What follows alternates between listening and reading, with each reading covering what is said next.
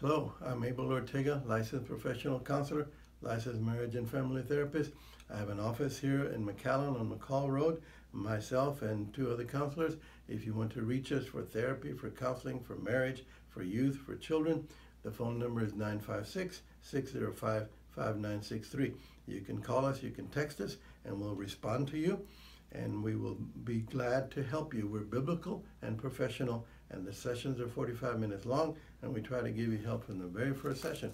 I'm talking to you about marriage, and I'm talking to you out of Ephesians chapter 5. And I'm saying that Ephesians chapter 5 does give instructions to the wife and to the husband. It tells the wife that she is to be submissive to her own husband, and it tells the wife she is to respect her husband. It tells the husband that he is to love his wife like he loves himself, and he is to love the wife sacrificially. It has all of those instructions.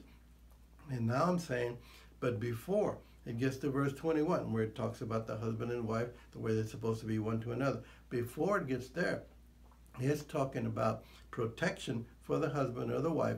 I'm basically talking about a wife who, use it as an example, who the husband is messing around, he's talking to women, may even be having an affair. I'm talking about that. And I already read in the last YouTube, I talked about the sins that God does not want us involved with. And I also talked about we should not be partakers with a person who is involved with those kind of sins. I talked about what partakers is. I talked about why we should not be involved because the wrath of God will come upon that disobedient person. Now I'm going a little further. I read verse 7 that says, "Be not you therefore partakers with him." Don't be partners with anybody who behaves like these passages we just read. You can listen to the first YouTube on this and you'll see. Now I'm on verse 7 says, "Be not ye therefore partakers with him." Verse 8, "For you were sometimes darkness, but now are you light in the Lord. Walk as children of light. For the fruit of the Spirit is in all goodness and righteousness and truth." This is where we need to walk in the light. Walking in the light has to do with a lot of things, but one of the things has to do with trusting God. We trust God. We don't trust the relationship. We don't let ourselves believe. I can be happy if I have a relationship. I can be happy if I'm in the marriage. I can be happy if I can keep the marriage together. I can be happy if my husband, my wife will love me. But that's not what it's talking about. We are to believe and trust in the Lord. We're to walk in the light, and that means we trust God. God is our salvation. God is our happiness. God is our contentment. Jesus Christ is our contentment, not a relationship. A lot of people make mistakes right there. They want a relationship. They don't want to be without a relationship. We even have, say, for instance, a wife who is being physically abused by her husband or boyfriend these days because people don't bother to get married anymore. So then she leaves. I mean, she goes to live with her sister or her cousin or whatever for a while. But then she comes back to the same abusive husband. He hasn't changed one bit. Why does she come back? Many times the wife will say, "I'd rather have somebody in the house. I'd rather have a husband than I'd be alone for the rest of my life." So she comes back hoping that it's going to get better. And it doesn't, because the man didn't go to God, didn't go to church, didn't read the Bible, didn't go to counseling, didn't go to anything. He just made some promises.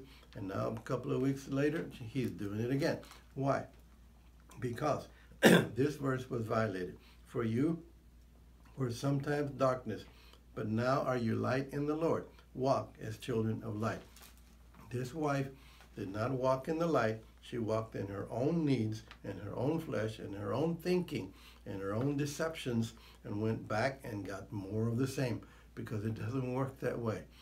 God will protect you, but you need to follow him. You follow yourself, and you say, "Well, I'm not going to say anything about it, and I'm going to do anything about it. Just go right back, and it's going to get better." No, it's not. And this is the same thing. I'm moving off now from marriage. I'm in the marriage, but I'm parenting now. I'm going to move to parenting. Lots and lots and lots of parents, mothers, husbands, mothers, fathers, etc. The little child, say a 5, 6, 7-year-old little girl, comes to, say, the mother and tells the mother that the uncle is touching her or abusing her. She uses her own words, of course, and the mother will not believe it. Why? Because she doesn't want to disrupt the family. Sometimes she's married the second time, and the little girl will come and say that her husband, this mother's husband, is abusing her, touching her, molesting her, and the mother doesn't want to believe it. Why? Because she doesn't want to break up the relationship. She doesn't want to lose the husband. She doesn't want to lose the relationship. She doesn't want to lose the camaraderie and the peace that is in the family, and to put the little girl aside. That's not walking in the light. That is not trusting the Lord. That is trusting your own self.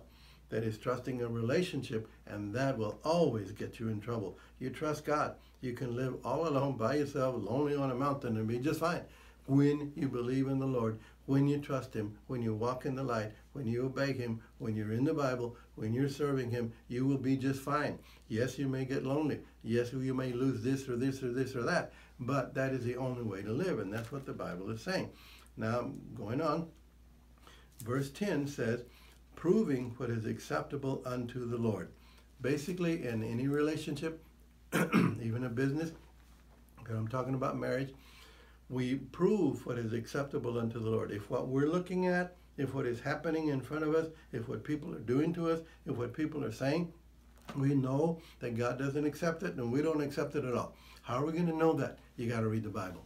If you don't read the Bible, memorize the Bible, believe the Bible, obey the Bible, if you do not are involved in the Bible all of the time, then you won't know what God says. You will not have discernment. You will not be able to see actions, hear words, and know whether they're of God or not. So it says here we're supposed to prove what is acceptable unto God. If God accepts it, we accept it. If God does not, we do not accept it, no matter what the consequences may be. So, well, if I do this or say this, the guy's going to leave. So you trust God. You don't trust the person. You don't trust the relationship. You don't trust your own self. And then there's one more I want to read. Verse 11 says, and have no fellowship with the unfruitful works of darkness, but rather reprove them. Again, partakers, fellowship, kind of the same thing.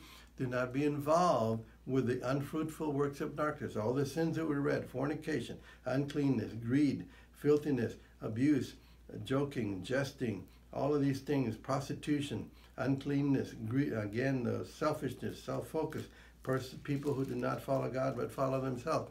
Do not have fellowship with those kind of works, but rather reprove them. Now, reprove in this passage means bring it to light. It means confront it.